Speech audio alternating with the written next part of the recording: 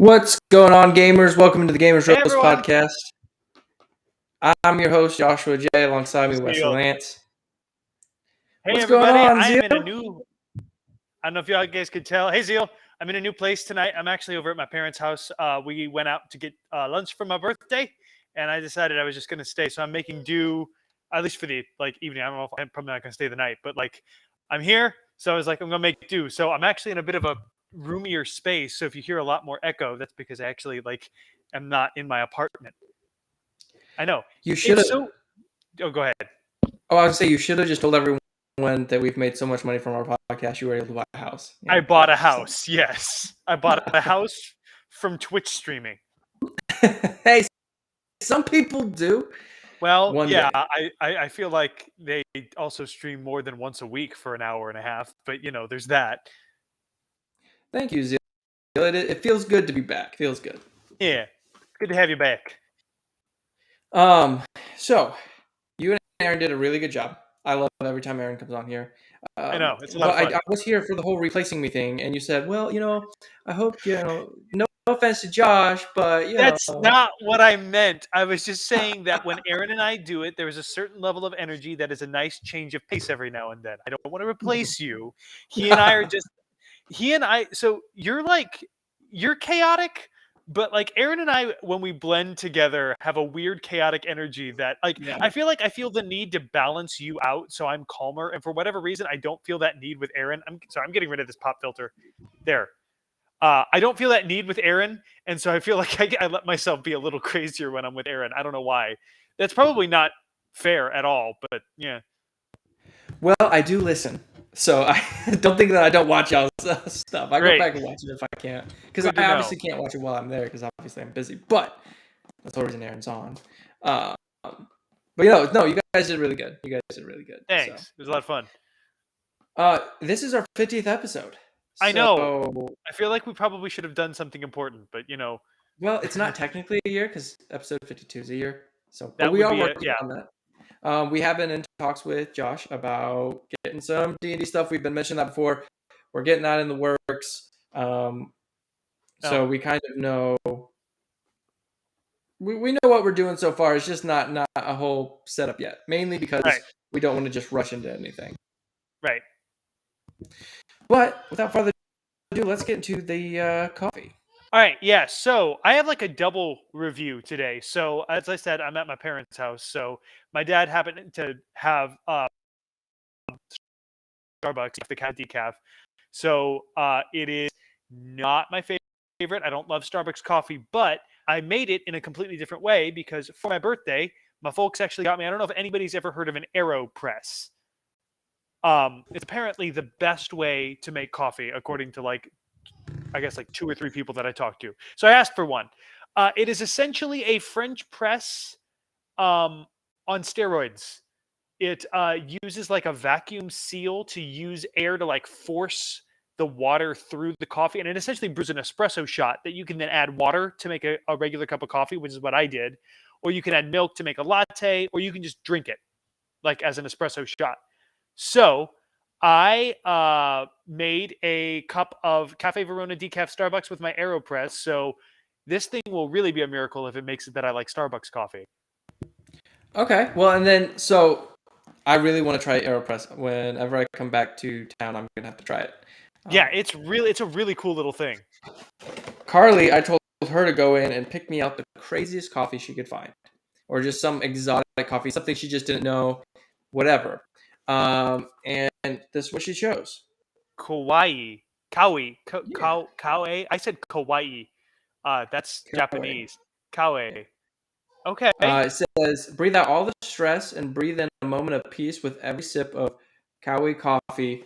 Our coffee begins on the Hawaiian island of Kauai, where for 30 years our orchard of coffee trees have thrived in the rich volcanic soil of our Kaleo. I don't know how. I'm butchering the name.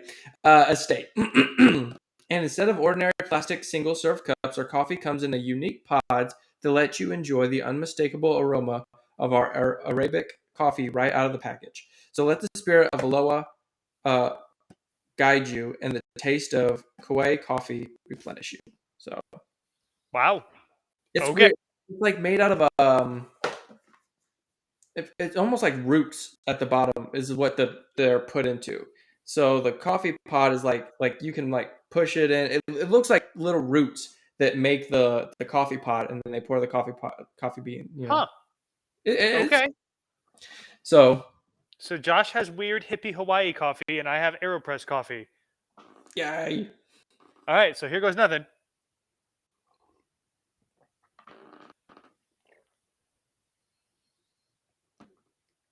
I'm sorry, what?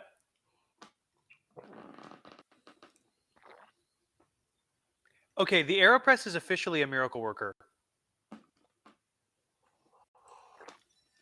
Okay. Okay, I am shooketh. So my biggest complaint about Starbucks coffee, how it always tastes burnt and overly bitter and overcooked. That's Right. gone. That is not in this cup of coffee. Hmm. I, and every single cup of Starbucks coffee, Starbucks brand coffee I have ever had has had that. Now, I don't know if this is just a placebo effect or whatever. This is the smoothest cup of Starbucks coffee I've ever had. Interesting. I wonder if what it'd be like if we traced the Kauai coffee through an Aeropress. Yeah. It's okay. It's still not great because there's not a lot of depth of flavor there. And I think at that point you can lay the blame at Starbucks. There's Right. not a lot of that body that we get with the more expensive coffees we buy. But it has officially removed the gross burnt taste that I always hate from Starbucks. So that alone makes this thing a worthwhile purchase. That's what? Okay. Other than that, it is still probably a mid-tier, subpar coffee. It's not amazing, Right. but it ain't bitter, and it removes a lot of the acidity. So that Okay. I'm wow. Well, hey, that's awesome.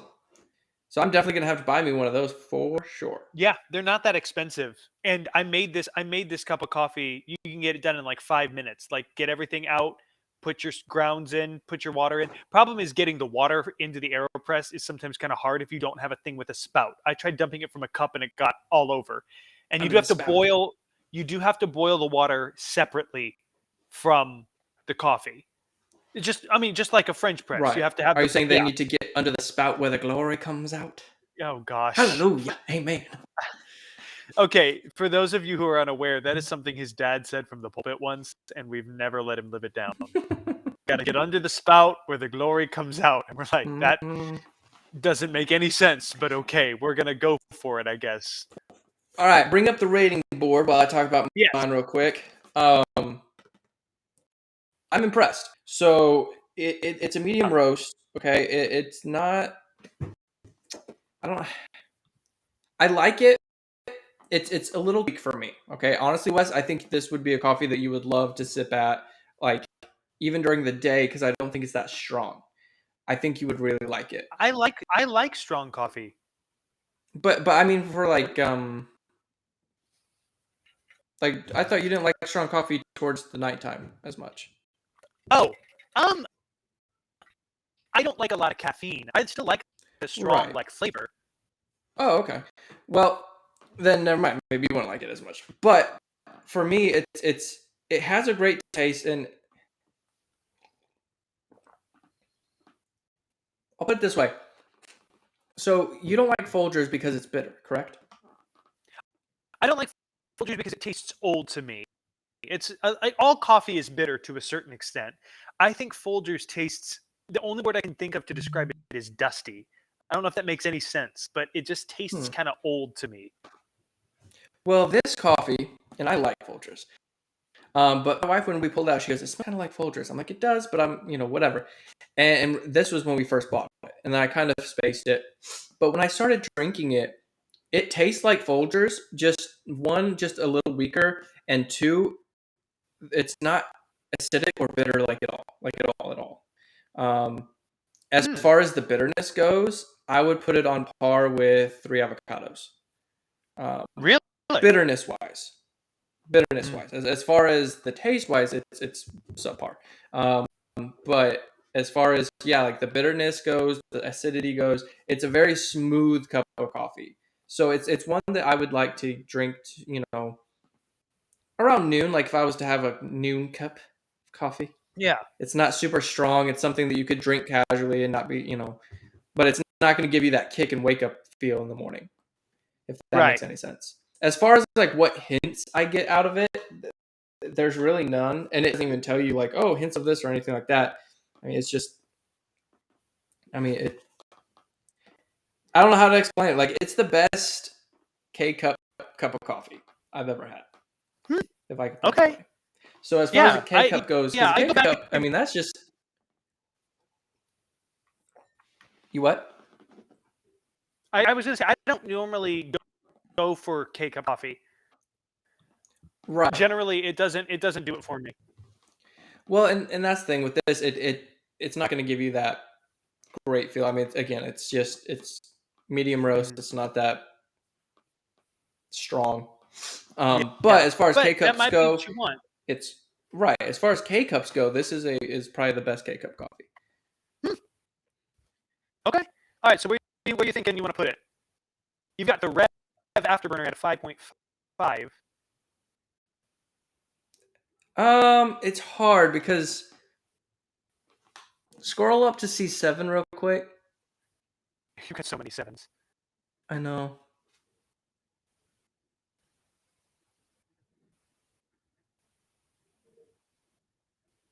I don't know, man. I gotta put it right below Starbucks Fall Blend. And it's Fall blend. 6.5. So in the 6.5. So what is it? Is it cut like that? Did I spell it correctly? Kauai. Kauai? Yes. Oh, Kauai. I have no idea how to pronounce that. All right. As far as mine, I would. It's again. It's kind of hard to tell if I like this better because I made it with the Aeropress. The coffee itself is fine. It's coffee. It doesn't have anything great going for it. I think it is a solid 5. It's like really right in the middle. It is inoffensive, but it is nothing really special. Like I've had so many better coffees, and I've definitely had worse coffees. Like it's just kind of a baseline. It's coffee. So cafe, Corona, decaf. I don't know how many mark that I made it with an Aeropress. At this point, every coffee I make is probably going to be made with an Aeropress. So you think the Aeropress is that what gives it the? Oh, am I cutting out? His mic was cutting out. It was while you had that open. Once you close that, it's good again. Yeah, I normally no, it's not Uziel. I normally hardwire my my laptop into my internet when I'm at my apartment, and I don't have an adapter here, so I am running off of Wi-Fi right now. So probably screen sharing is not going to work super well. So I'm assuming that's what the problem is. Let me know if that gets better. That's what it was. No, it's great now. At least on my side, it was pretty choppy when you were doing the deal. But would you say the Aeropress is what moved it up to a 5, or?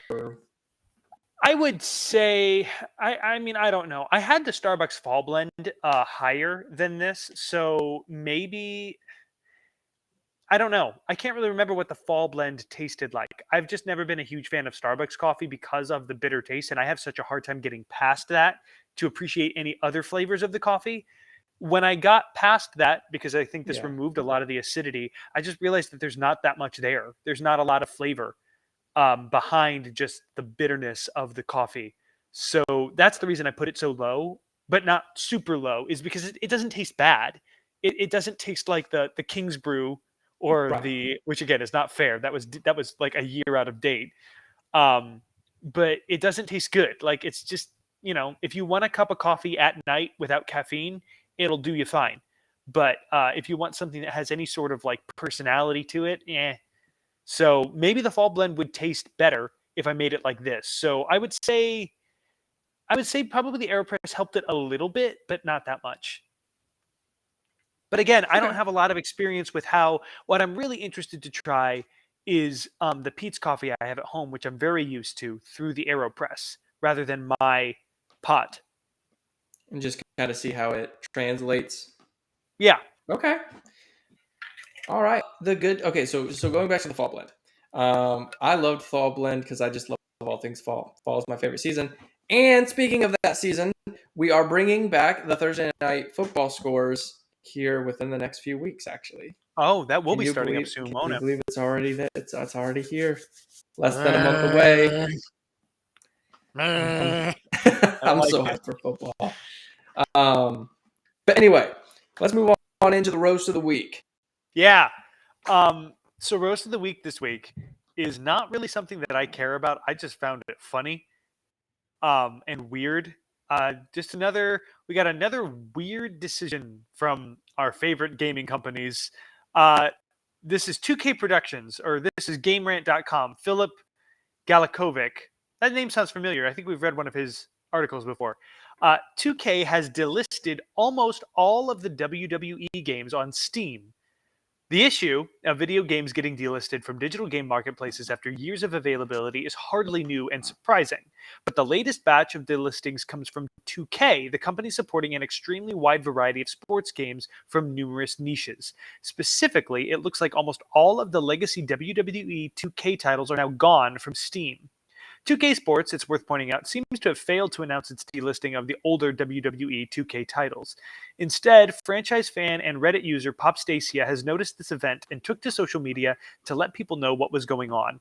As of right now, the only 2 officially licensed WWE games remain on Steam, and players who may have wanted to purchase an older edition of the series are unable to do so. WWE fans who may have hoped to compare WWE 2K22 with previous installments in the series can no longer make this happen, according to Pop Stacia's findings. At this time, 2K Sports seems to have left just WWE 2K22 and WWE 2K Battlegrounds freely available for purchase after delisting every other formerly available WWE 2K title. I'm getting sick of saying WWE.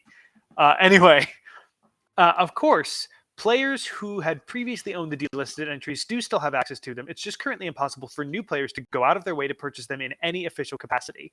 While it may seem strange that even the newer editions of the series, such as WWE 2K21 and 2K20, would get removed, this situation is not without precedent in the industry. Earlier this year, Bandai Namco cut Fast and Furious Crossroads delisted after just a few months of widespread availability. Instead, the unprecedented part comes from the fact that 2K Sports issued no warning that this would happen whatsoever, which also means that the company failed to explain why it was delisting said titles in the first place. The reasoning, however, isn't entirely impossible to deduce. It's very likely that 2K Sports' licensing deal for the previous games in the franchise ran out, and that there was no incentive for the publisher to renew them in any meaningful capacity. With WWE 2K23 coming out in the foreseeable future, the company is more likely to focus on its more recent endeavors instead. Licensing-related video game delistings can lead to some rather awkward situations for everyone involved. None of the entries in the widely acclaimed Forza Motorsport series, for example, is currently available for purchase in any way, shape, or form after Forza Motorsport 7 got delisted in 2021. Instead, fans are forced to wait for the next entry in the series, and something similar seems to be happening with WWE 2K as well. So, I don't care about WWE games. I don't care about sports games in general. But for them to just delist all of, like, they just yeeted them off the Steam store without telling any, like, did they think nobody would notice? Where they're just like, all right, well, we don't have the rights for these anymore, so we're just gonna, and just like announce something. Like, again, this goes back to my roast from last week where it was the skate devs not talking about the addition of loot boxes. Like, just be upfront. Just talk about it. Just communicate with your fan base. And, like, yeah, you're going to get some immature people that are going to be upset. That's going to happen. But for the most part, I think people would understand, especially in the digital age, we understand that licensing and copyright is a butt. It's a terrible place to be. It's a terrible thing to figure out. So, like, we're not gonna, like, kill developers for losing licensing rights. It makes sense. But for them to just be like, well, we're just gonna, like, shadow ban basically all the older versions and not tell anybody, it just feels weirdly underhanded. And I mean, I'm reading into their motives. Maybe they had other reasons for not announcing it, but it just feels weird to do that and not talk about it, not mention it to anybody. It reminds me of the Penguin of Madagascar, where he's like, "You didn't see anything." Yeah, no, exactly. I Gosh, feel yeah, like I want to make that. I feel like I want to make that meme now. Like, get that clip and like put the 2K logo over Skipper's face. I just don't understand why people think that they can just do stuff like it just you have to announce things. Like it doesn't matter. Like if they just announced it, they would have taken away half the hate that they get because Right. like yes, people are gonna be upset and they're gonna be bummed, but I would rather like I with Microsoft and Game Pass, they always tell you, hey, in the next couple days we're gonna remove these games Right. off of Game Pass, and it's like, well, that's a bummer because I want to play some of them, but at the same time, at least it just doesn't disappear on me, or Right. be in the middle of playing it and then I go back to it and it's like, oh, it's gone now. It's like, Mhm.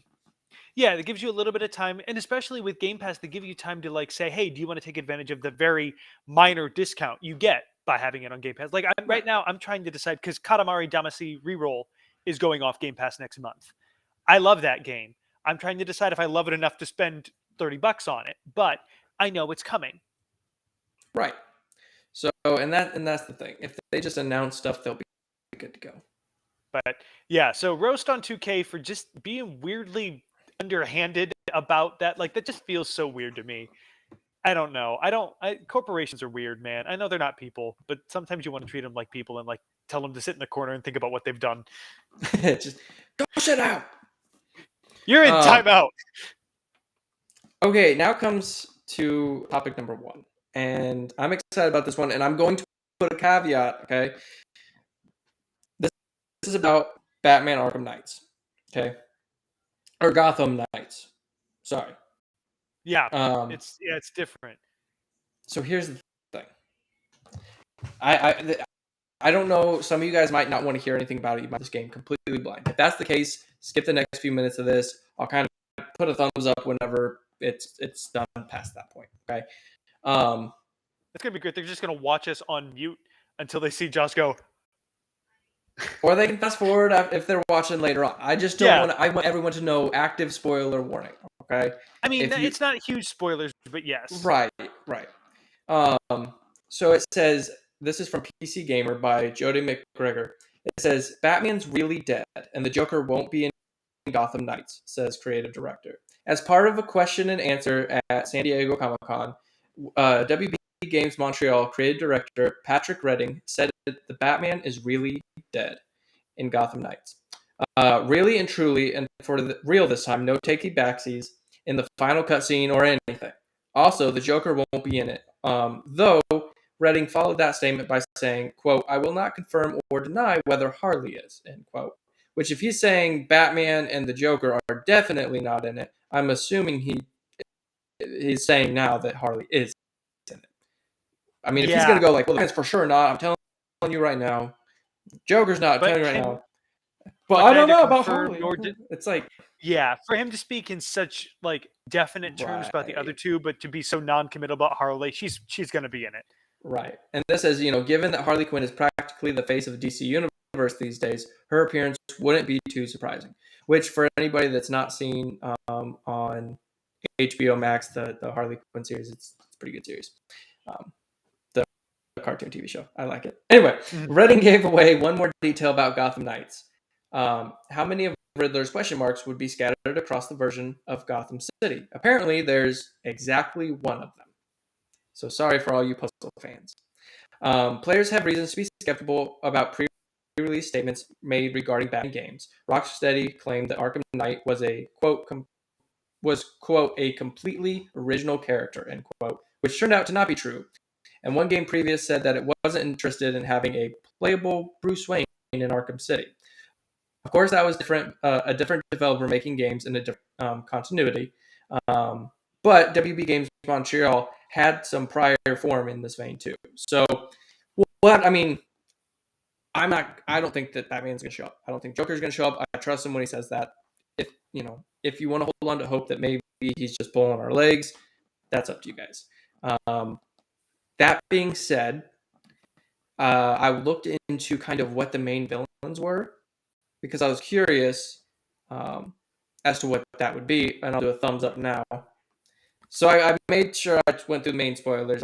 I'm going to talk more about the game if you don't want to anything about the game, then just keep skipping. Anyway, but no, I was looking into like the kind of villains and stuff. They said the Penguin's going to be a villain. The Court of Owls, which that's what I believe to be the main villain in this game, is the Court of Owls. You were really excited about that. I really, really was. And then Mr. Freeze is going to be in it as well. That's what the trailers have revealed. The Talon is an assassin working for the Court of Owls, and they will serve as an enemy and antagonist in the upcoming video game Gotham Knights. So they're going to be kind of the driving force behind it. People speculate that Selena is going to be in it as well. So that'll be cool. I think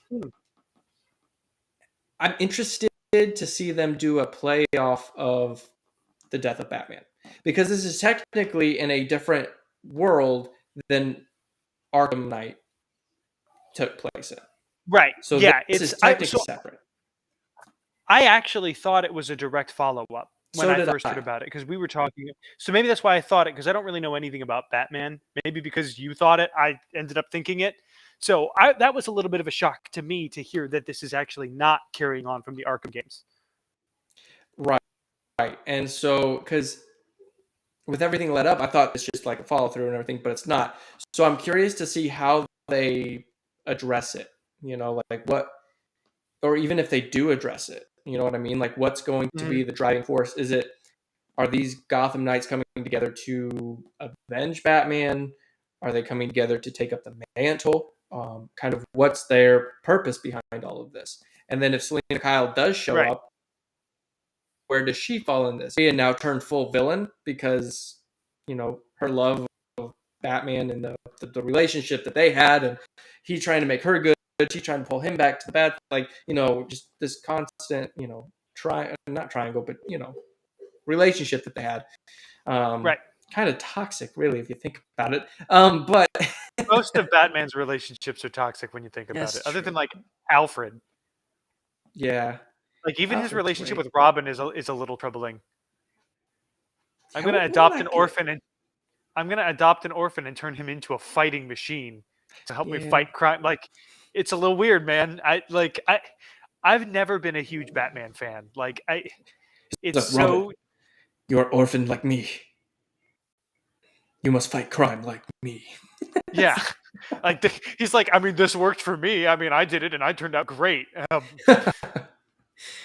Billionaire, playboy, philanthropist, except also, I've never been a huge Batman fan just because it's so dark and edgy, and quite frankly, I get enough of that in my day-to-day life. I don't really need that in my Well, see, that's why he's my favorite, because he's not he's self-made, if that makes sense. He has a bunch of money, but he has to work hard, he has to work out. Superman's just super. I don't like Superman either. Batman is a model parent. No, Alfred is a model parent. Let's be real. Alfred is like the surrogate father that Batman never had. Right. Well, I mean, he had a father for a while. Okay. This is going to be completely off topic. Have you seen the meme where somebody made a Parappa the Rapper level with Batman in it? I don't think so. Do you know Parappa the Rapper? No. He's like a little it's a game for the PS1. It's made of papercraft, and he's like a little dog, and he goes and he raps. It's like a really cutesy little game. Normally raps about burgers and stuff. And then there's this clip on YouTube where it's just Batman in an alley with Parappa the Rapper, and he goes, "This is where I watched my parents die, Parappa." And then Parappa goes, "This is where you watched your parents die." And then it ends. Oh my gosh. It's a meme that people have been playing on and reanimating, and it was like a mod for Parappa the Rapper with Batman. Anyway. Well, now people can go look that up. I'll probably look it up as soon as I'm done here, honestly. It's like a 10-second video. It's literally no investment of your time. Look it up. It's very funny. Well, I mean, Batman's just been my favorite just because of all the struggles that he's gone through and still is fighting to be good. I got this thing. It's called VidAngel, so it can take out anything that you don't want to see or anything like that. But you can watch pretty much anything else.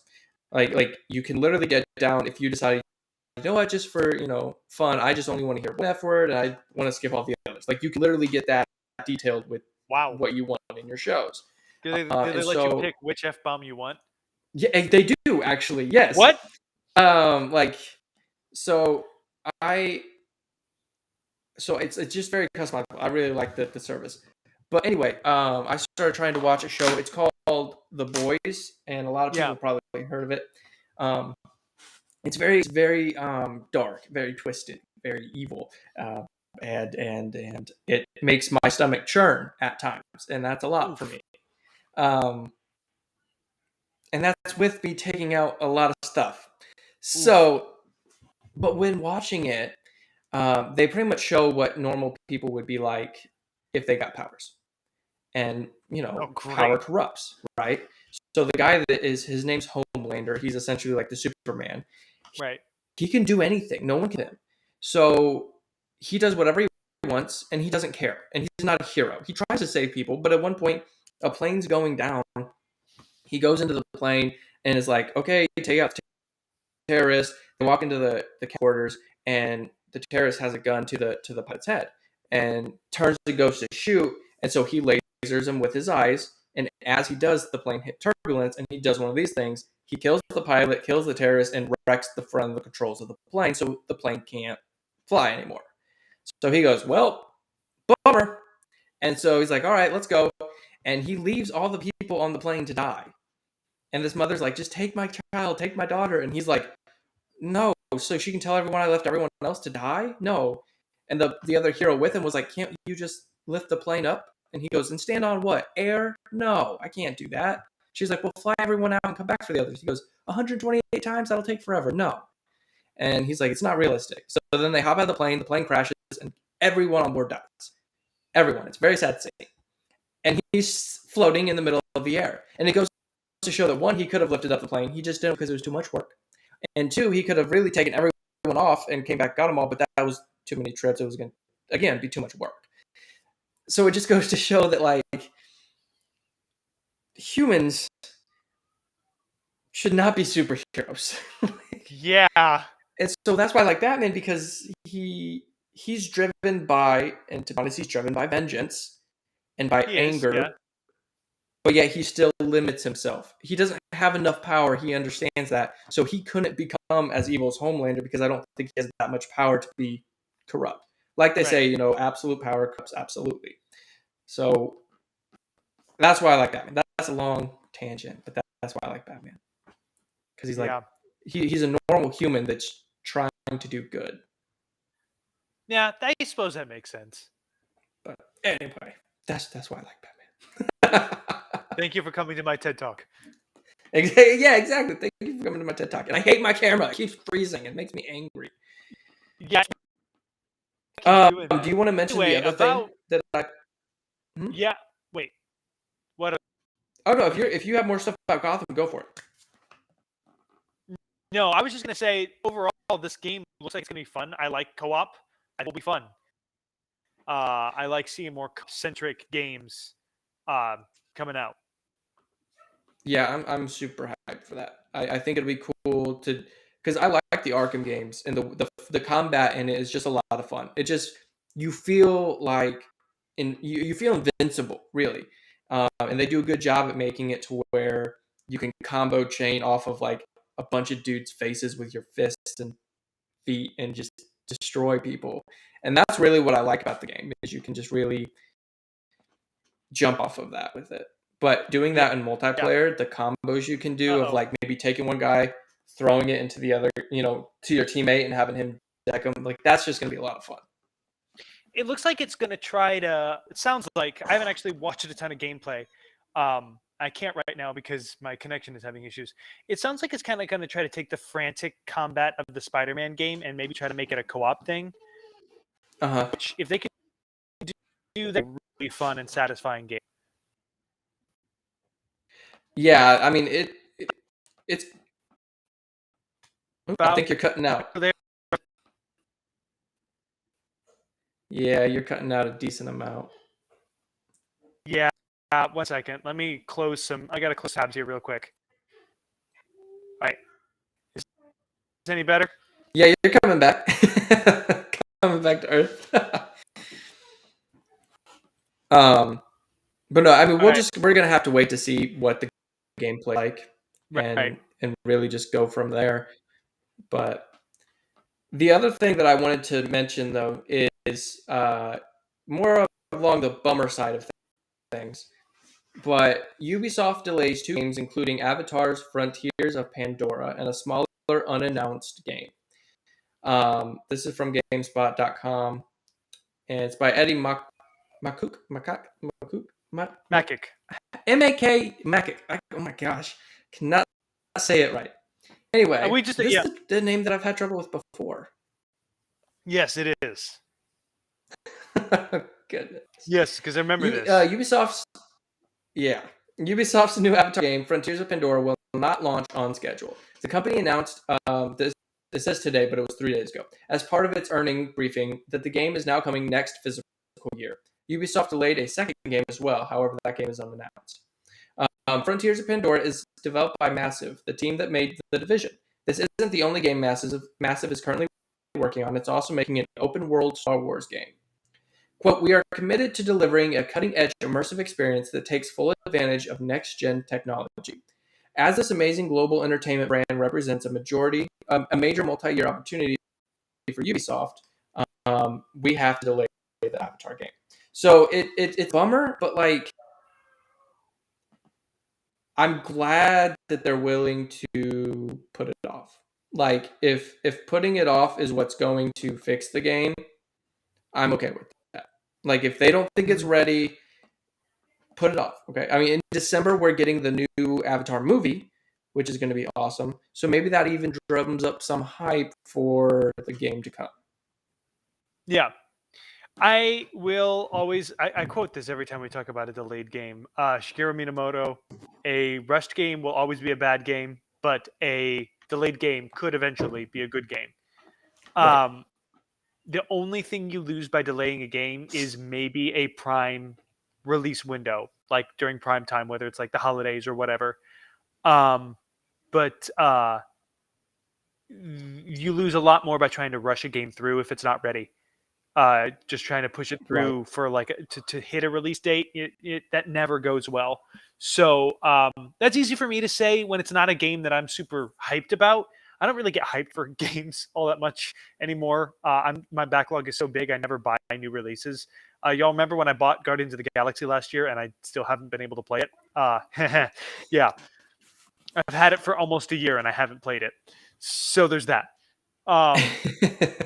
This is why I have a hard time carrying out new releases.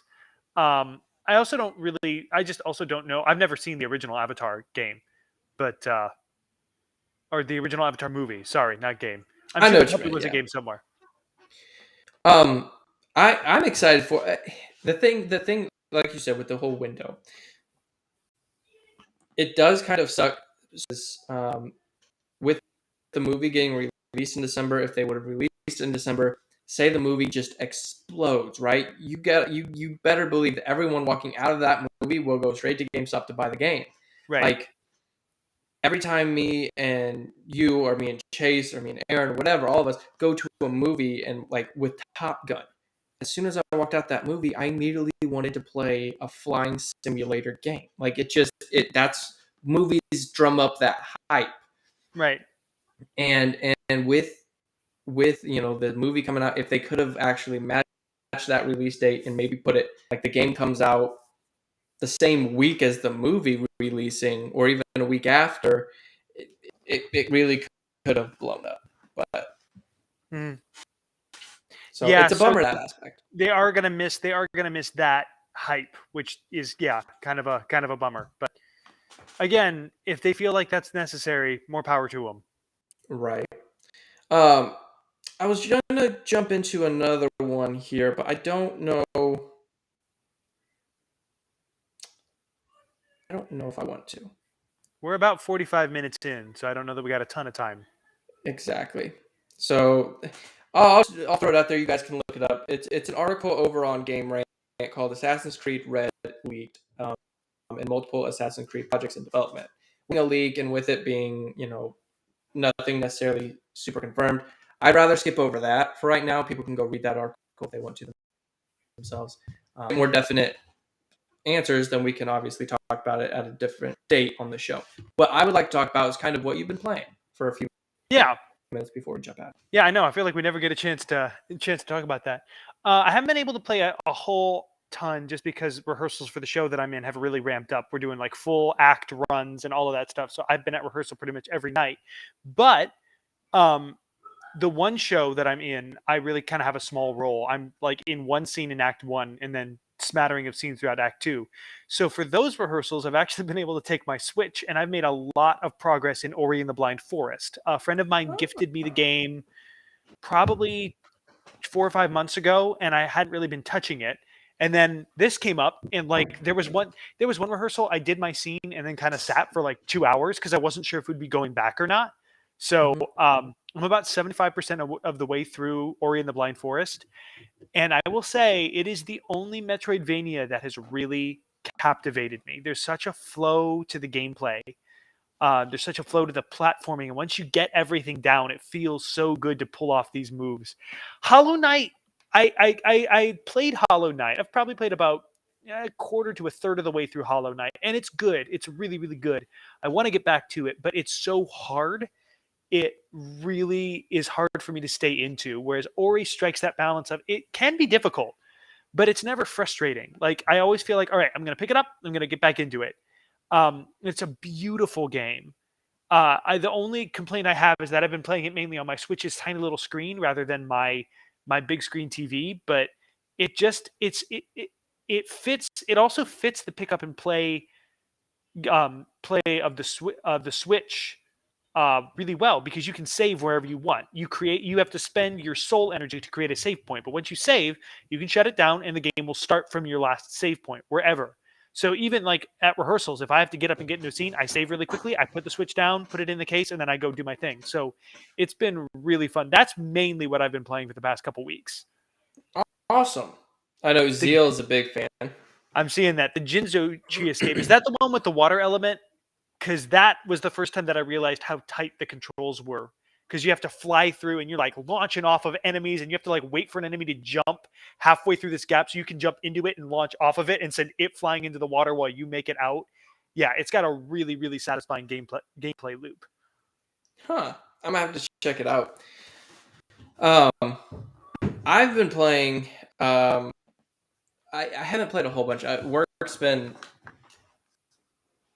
It's been something recently. I love the job. I love my job, but it's anyway. You know how every job gets. But I have been able to play Monopoly. I've played Monopoly quite a bit on the Yeah, Xbox. we played Monopoly the other day. Right, when I was in town with you guys, we ended up playing that, and it was a lot of fun. Wes became my sugar daddy for the game. Kept giving me money because I was about to lose. Can we not put it that way? Can we not word it that way, please?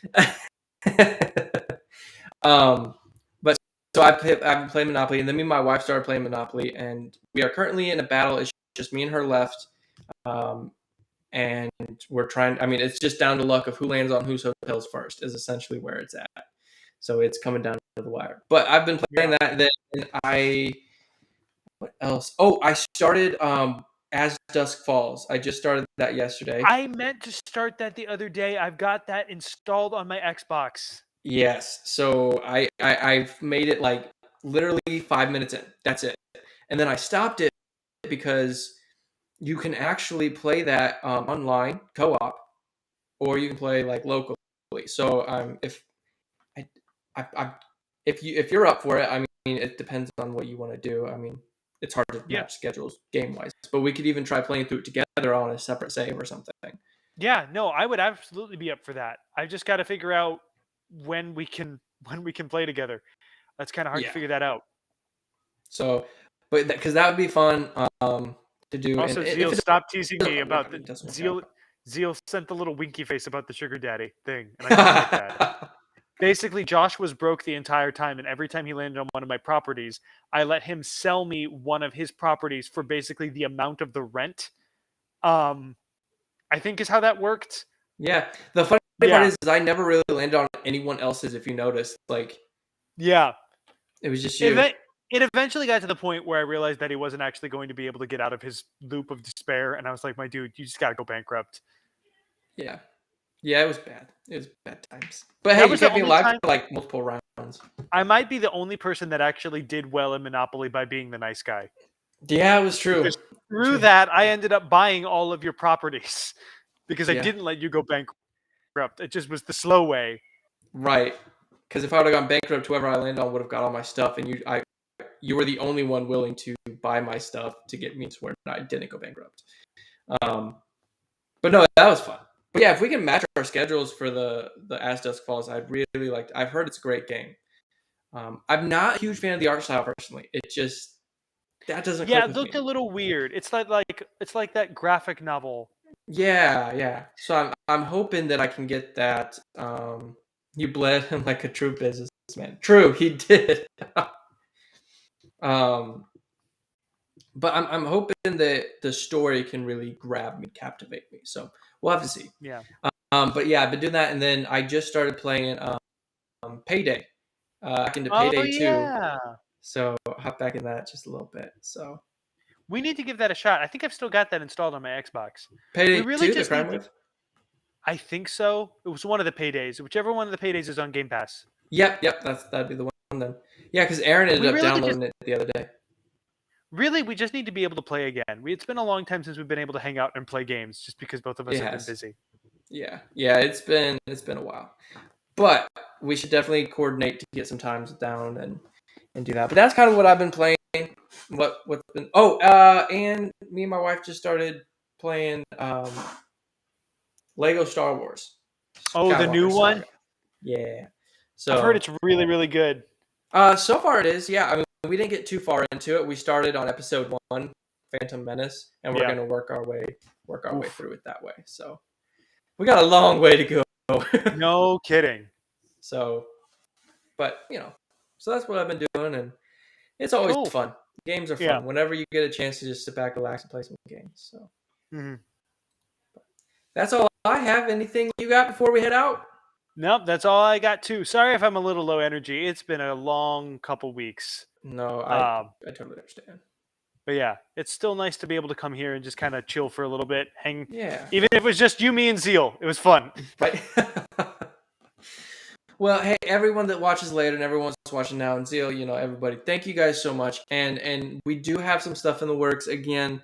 Uh, this is something that me and Wes started almost a full year ago. Honestly, technically a full year ago, but not 52 episodes ago. And we really looked at, I don't know, what we thought of it, and we said we'd give it a full year and kind of reevaluate everything. And we're coming up on that 1 year mark, and we have some big things in store that we're hoping to revamp the channel, really pick this thing up and take it off. And Yeah. we're just thankful for all you guys that have been with us since day one and continue to be with us from here on out. So again, thank you guys for watching, sticking it out. We hope you have a wonderful week this week. Drink lots of coffee. You're going to need it for the work week. Play lots of video games. Relieve all that stress. And we'll see you guys next week. Bye.